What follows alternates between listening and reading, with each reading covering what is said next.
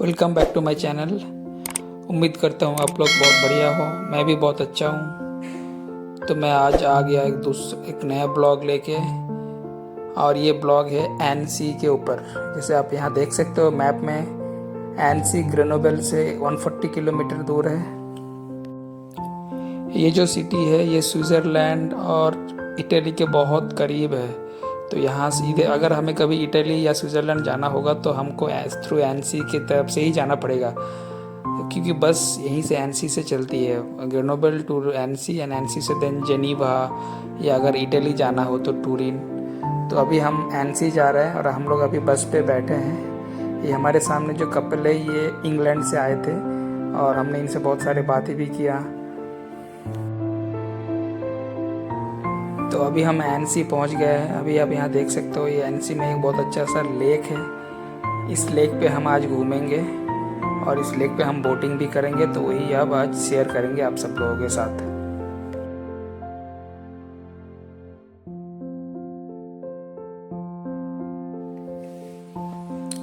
ये जो लेक है, इस लेक का नाम है पोंडेस एमोर्स करके कुछ नाम है। तो यहाँ पे बोटिंग के लिए और फिर उसके बाद नहाने के लिए भी है, लेकिन हमको अभी नहाना नहीं था, बट हम बस बोटिंग करने वाले थे यहाँ पे बस।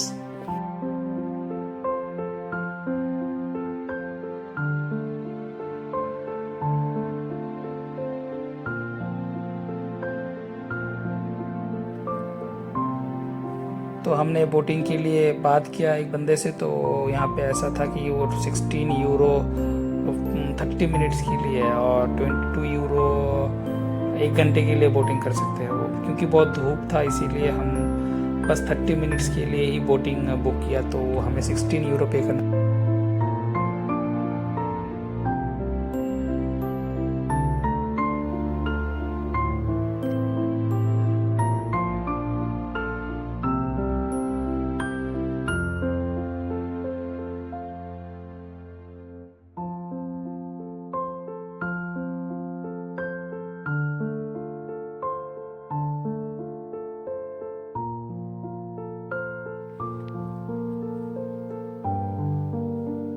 जैसे यहाँ पे हमें फिर हमने बुकिंग कर लिया, फिर हमें वेट करना पड़ा जब तक कोई बोटिंग वापस ना आ जाए, क्योंकि यहाँ पे बोटिंग हमेशा अवेलेबल नहीं होता है। आपको बुक करके फिर वेट करना पड़ता है।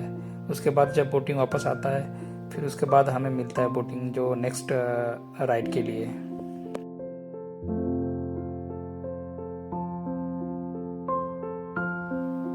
तो हमने बोटिंग बुक करके हम इधर उधर थोड़ा घूमे और चार आसपास थोड़ा हमने देखा, और उसके बाद हमने यहाँ पे बैठ के लंच भी किया, क्योंकि हम लंच अपने ग्रेनोबल से ही पैक करके लेके आए थे अपने अपार्टमेंट से। तो यहाँ पे हम बैठ के अच्छे से लंच किए, फिर उसके बाद आइसक्रीम वगैरह खाया।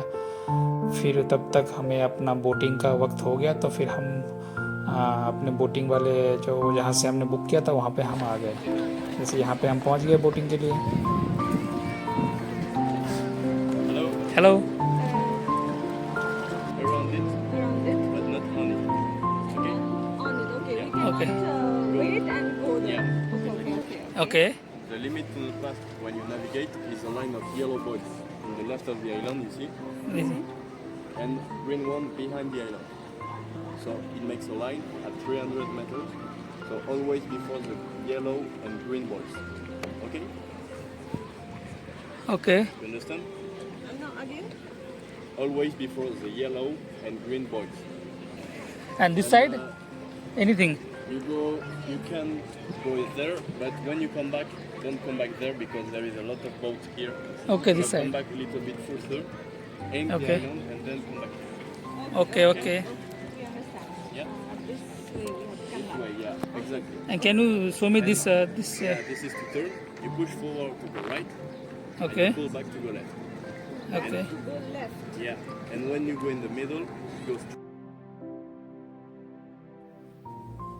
और फिर उसके बाद इंस्ट्रक्टर ने हमें अच्छे से समझा दिया कहाँ तक जा सकते हैं, किसको क्रॉस नहीं करना है और किधर जाना है, और जैसे 30 मिनट्स के अंदर वापस भी आना है, तो उसको समझा दिया। फिर उसके बाद हम आ गए बोटिंग के पास बोटिंग करने के लिए। तो ये सब बहुत गर्मी है, और फिर उसके बाद हम धूप भी बहुत था तो पसीने भी हो रखे थे, बट हमने अच्छे से फिर घूमा और फिर अच्छे से इधर उधर देखा।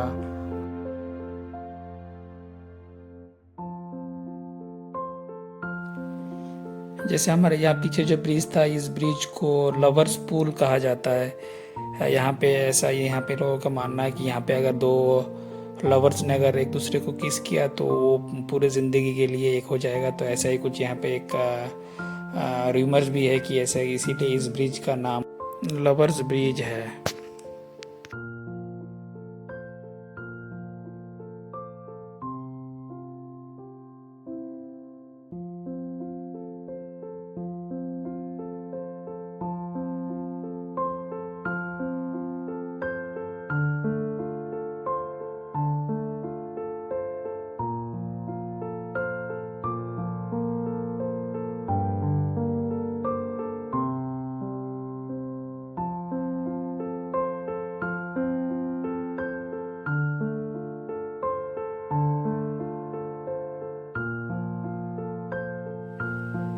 और क्या था, फिर हमने अच्छे से बोटिंग किया। फिर उसके बाद जैसे ही 30 मिनट्स ख़त्म हो गया, हम वापस आ गए।